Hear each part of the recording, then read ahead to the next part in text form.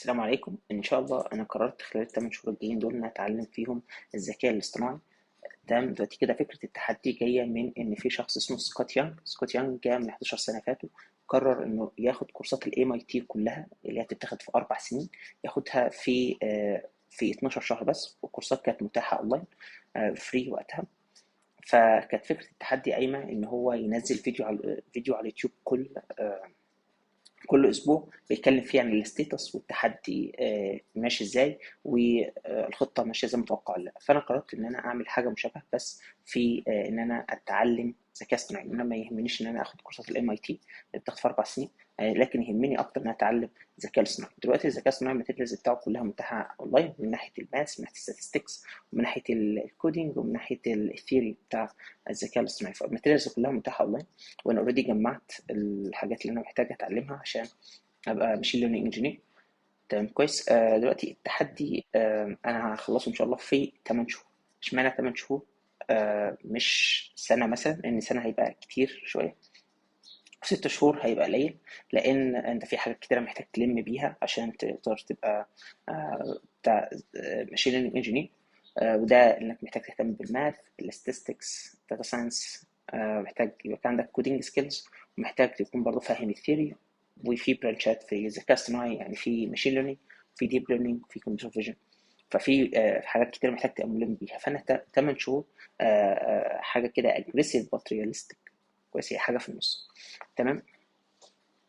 بعد ما نخلص التحدي هيكون ماشي ازاي؟ ان انا هنزل فيديو بصفه اسبوعيه اتكلم فيه عن ابديتس التحدي ماشي ازاي، الخطه ماشيه زي ما متوقع ولا لا، الريسورسز دي كانت هي افضل ريسورسز ولا في ريسورس افضل من الريسورس ده انا بستخدمه.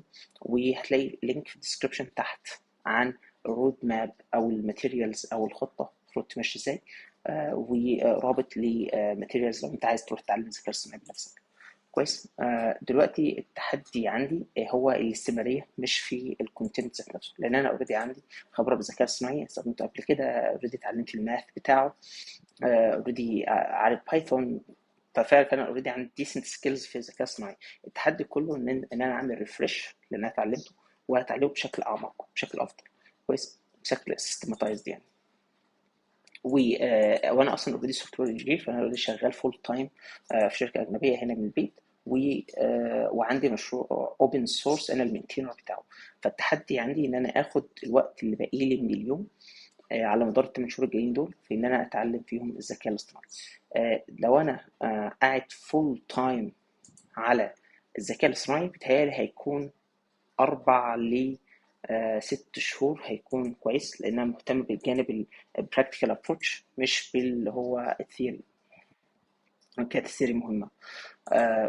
فالفكره كلها ان 8 شهور ده رقم مميز، آه، مع مراعاه جدولي، وان انا ما اقصرش على الحاجات التانيه الموجوده اللي انا بعملها آه، بجانب التحدي ده.